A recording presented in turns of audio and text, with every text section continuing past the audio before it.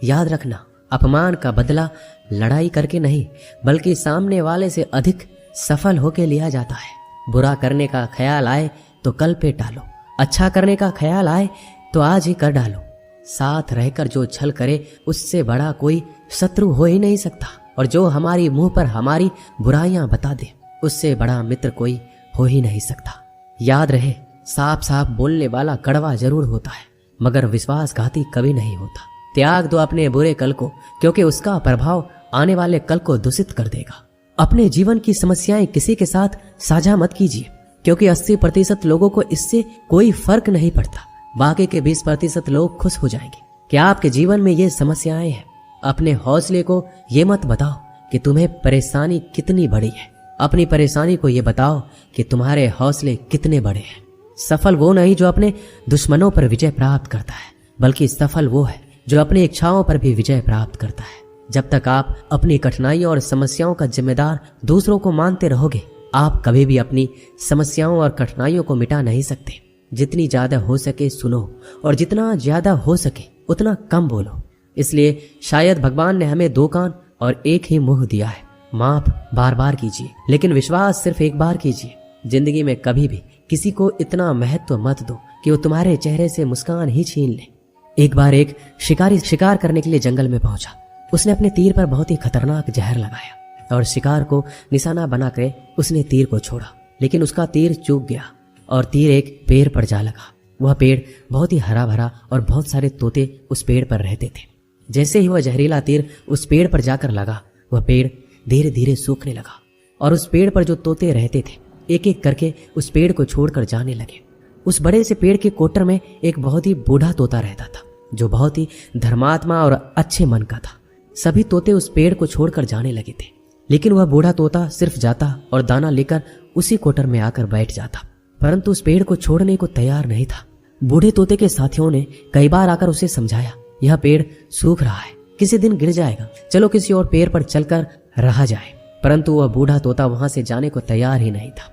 यह बात देवराज इंद्र तक पहुंची। उन्हें बताया गया कि एक तोता है, वह जिस पेड़ पर रहता है उस पेड़ पर एक जहरीला तीर लगने के कारण सूखने और गिरने और खत्म होने के कगार पर आ पहुंचा है, और वह बूढ़ा तोता अभी भी वहीं रह रहा है। वह दाना लेकर आता है और वहीं पर रहता है, जबकि उस जंगल में बहुत सारे पेड़ हैं, लेकिन वह उसी पेड़ पर रह रहा है। देवराज इंद्र प्रकट हुए और उस बूढ़े तोते से कहने लगे, क्या आप धर्मात्मा है, बहुत ही अच्छे मन के हैं, लेकिन अगर आप इस पेड़ को छोड़कर किसी और पेड़ पर नहीं जाएंगे तो कुछ ही दिनों में पेड़ गिर जाएगा। तालाब के पास में बहुत से बड़े बड़े हरे भरे पेड़ हैं, बड़े बड़े कोटर हैं, उन पेड़ों पर फल भी लगे हुए हैं, उन्हें वहीं पर तोड़कर खा सकते हैं, परंतु यहाँ से आप चले जाइए। तोता बोला, माफ कीजिएगा, इस पेड़ ने मुझे जीवन दिया है, शिकारियों से मेरी रक्षा की है, हर मौसम में मेरे साथ रहा है, यह कोटर मेरा घर है, यहाँ मैं पला बढ़ा हूं। इस पेड़ को मैं छोड़कर कैसे जा सकता हूँ? इस पर संकट आया है तो क्या मैं इसे छोड़कर चला जाऊं? मैं ऐसा कभी नहीं कर सकता। देवराज इंद्र तोते के इस बात से बहुत ही प्रसन्न हुए। उन्होंने तोते से कहा, मैं आपके इस बात से बहुत ही खुश हूँ, मांगो जो आपको मांगना है। उस बूढ़े तोते ने कहा, मुझे बस इतना मांगना है कि जिस पेड़ ने मुझे जन्म दिया, जहां मैं रहा पला बढ़ा, जिसे मेरा आप जन्मभूमि कह सकते हो, आप उसे फिर से वैसा ही हरा भरा कर दो जैसा यह था। देवराज इंद्र ने अमृत से उस पेड़ को सींच दिया और पहले की तरह हरा भरा कर दिया। अब वापस से उस पेड़ पर आकर बाकी तोते रहने लगे। वह बूढ़ा तोता कुछ समय तक और जिंदा रहा, फिर उसकी मृत्यु हो गई, वह स्वर्ग में चला गया। यह कहानी हमें यही सिखाती है, जब भी किसी इंसान का बुरा दौर आता है और वह इमोशनली टूटा हुआ होता है तो उसे किसी के सहारे की जरूरत होती है, किसी की आवश्यकता होती है। अगर आप ऐसे समय में उसे छोड़कर चले जाएंगे, उससे बात नहीं करेंगे, मुंह मोड़ लेंगे, तो आपसे बुरा कोई नहीं है, क्योंकि आप किसी के सुख का साथी बने या ना बने, लेकिन हमेशा किसी के दुख का साथी जरूर बनना चाहिए। किसी का कष्ट देखकर अगर तुम्हें भी कष्ट होता है तो समझ लेना तुम्हारी आत्मा में परमात्मा विराजमान है। सिर्फ सुकून ढूंढिए, जरूरतें कभी भी पूरा नहीं होती। जिंदगी में सारा झगड़ा ख्वाहिशों का है, ना तो किसी को गम चाहिए और ना ही किसी को कम चाहिए। जिसके इरादे हमेशा साफ होते हैं, कई बार लोग उसके ही खिलाफ होते हैं।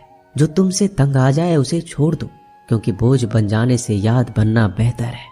झूठ की खरीदारी ज्यादा दिन तक नहीं टिकती, सच एक ही सही अंत तक साथ देता है। किसी इंसान के आज को देखकर उसके भविष्य का मजाक मत उड़ाओ, क्योंकि समय में इतनी शक्ति है कि वो कोयले को भी धीरे धीरे हीरे में बदल देता है। समय जब फैसला करता है तो गवाहों की जरूरत नहीं होती। इंसान का काम तमाम करने वाला शब्द है कल करूंगा। ना तो अधिक बोलना अच्छा है, ना ही जरूरत से ज्यादा चुप रहना। जैसे बहुत अधिक वर्षा होना भी अच्छा नहीं है, वैसे बहुत अधिक धूप भी अच्छी नहीं होती। विचार कीजिए, जब हमारा जन्म हमारी मर्जी से नहीं होता तो मरण भी हमारी मर्जी से नहीं होता, तो इस जन्म मरण के बीच में होने वाली सारी व्यवस्था हमारी मर्जी से कैसे हो सकती है। जिंदगी में हर मौके का फायदा उठाओ, पर किसी के मजबूरी का नहीं। अगर जिंदगी मौका देती है तो धोखा भी देती है। जिंदगी की सबसे अच्छी दवा है जिम्मेदारी। एक बार पी लीजिए साहब, जिंदगी भर थकने नहीं देगी। जीवन में प्रयास सदैव कीजिए, लक्ष्य मिले या अनुभव दोनों ही अमूल्य है। जिंदगी में तकलीफें तो हवा के झोंकों से होती है, जो आती है और चली जाती है, पर जब भी आती है सभी के नकाब उतार कर जाती है। जो आपने सोचा है जरूरी नहीं कि वो मिल जाए, मगर जो भगवान ने सोचा है वो आपको जरूर मिलेगा। इंसान कर्म करने में अपनी मनमानी कर सकता है, मगर फल भोगने में नहीं। अपना वो होता है जिसके साथ बातें खुलकर की जा सके, ना कि संभल कर। मनुष्य अहंकार और गलतफहमी के कारण महत्वपूर्ण चीजों से दूर रहता है। गलतफहमियां सच नहीं बताती और अहंकार सत्य को देखने नहीं देता। अगर जिंदगी आपके साथ खेल रही है तो आप निश्चित ही एक बेहतरीन खिलाड़ी होंगे। जिंदगी का काम है ठोकर मारना, बिखरना है या निखरना, ये तो आप पर निर्भर करता है। आज तुम्हारे जीवन में कितनी मुसीबतें हैं, इससे कोई फर्क नहीं पड़ता। फर्क पड़ता है तो बस इस बात से कि तुम उसका सामना कैसे करते हो। मनुष्य को इस संसार में जो भी मिला है उसमें उसे खुश रहना चाहिए। जो नहीं मिला है उसके लिए दुख नहीं मनाना चाहिए। जब तुम खुद को नहीं समझते, जहाँ विरोध की आवश्यकता होती है, वहाँ मौन रहने वाला विद्वान भी मूर्खों की श्रेणी में आता है। अमीर होने के दो तरीके हैं। पहला है सब कुछ पा लेना जो आप चाहते हैं। दूसरा है जो कुछ आपके पास है उससे संतुष्ट हो जाना। हर सुनी सुनाई बात पर यकीन मत कीजिए। एक कहानी के हमेशा तीन पहलू होते हैं, आपका, उनका और सच। शिक्षा इंसान की सबसे अच्छी दोस्त होती है।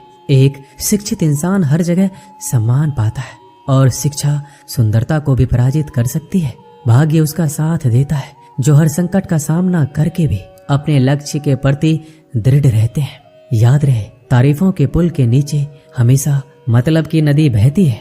उधार दीजिए मगर सोच समझकर, क्योंकि अपने ही पैसे भिखारी की तरह मांगने पड़ते हैं। इज्जत किसी इंसान की नहीं होती, जरूरत की होती है। जरूरत खत्म, इज्जत खत्म। इंसान की भी बड़ी अजीब फितरत है, मरे हुए पे रोता है और जिंदों को रुलाता है। किसी का असली चरित्र तभी सामने आता है जब आप उसके मतलब के नहीं रहते।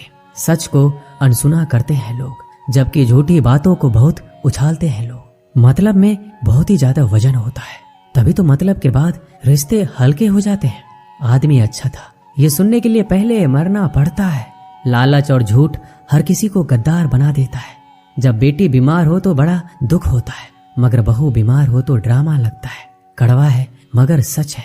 इस जमाने में वफा की तलाश मत करो। वो दौर था जब मकान कच्चे मगर इंसान सच्चे हुआ करते थे।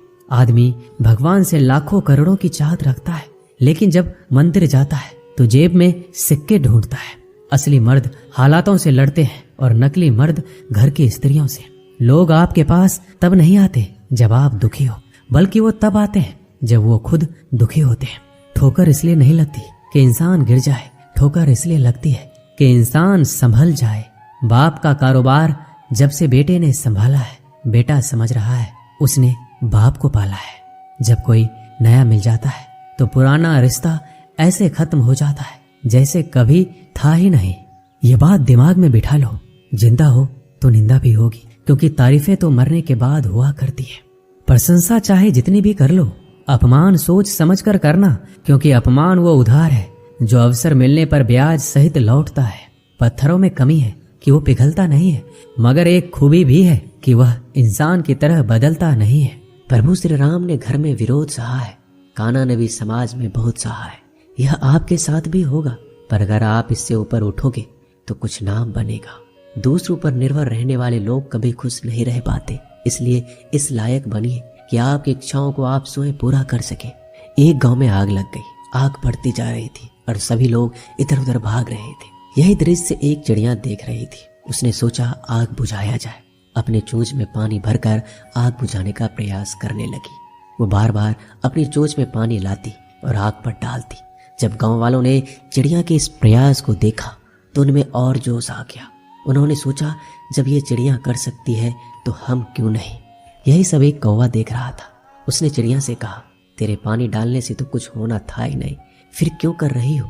तो चिड़िया ने कहा कि मेरे पानी डालने से कुछ हुआ या नहीं, लेकिन मुझे गर्व है जब भी इस आग की बात होगी तो मेरी गिनती आग बुझाने वालों में होगी, तेरी तरह तमाशा देखने वालों में नहीं। एक किसान अपने खेत में काम कर रहा था। खेत में काम करते करते किसान की घड़ी खो गई। ये घड़ी किसान को उसके पिताजी ने दी थी। किसान सब कुछ छोड़कर घड़ी ढूंढने लगा, पर घड़ी उसे नहीं मिल रहा था। पास में ही कुछ बच्चे खेल रहे थे। किसान ने उन्हें बुलाया और बोला कि मेरी घड़ी ढूंढने में मेरी मदद करो, मैं तुम्हें इनाम दूंगा। सभी बच्चे उत्साह में घड़ी ढूंढने लग गए, लेकिन घड़ी किसी को भी नहीं मिला। कुछ घंटे बाद सब बच्चे चले गए। किसान ने भी अपनी उम्मीद छोड़ दी और अपने घर जाने की तैयारी करने लगा। आखिरी में एक बच्चा किसान के पास आया और उसने कहा, मुझे बस थोड़ा और वक्त दो, मैं घड़ी ढूंढ दूंगा। किसान ने कहा, ठीक है, मैं कुछ देर बाद आता हूँ, तुम देखो तुम्हें घड़ी मिलती है या नहीं। किसान जब 20 मिनट बाद आया तो उस बच्चे के हाथ में घड़ी थी।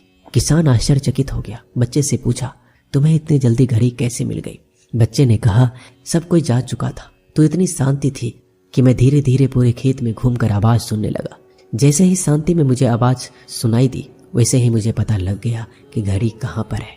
दोस्तों, ये कहानी शांत दिमाग का बहुत ही बढ़िया उदाहरण है। जब हमारा दिमाग शांत होता है तो हर बड़ी चिंता खत्म हो जाती है और आसपास का शोर भी खत्म हो जाता है और हमारा दिमाग अपने आप काम करता है और हमें सही दिशा दिखाता है। दोस्तों, इस वीडियो में बस इतना ही। मिलते हैं अगले वीडियो में। तब तक के लिए अपना ख्याल रखिएगा। धन्यवाद। जय श्री कृष्णा।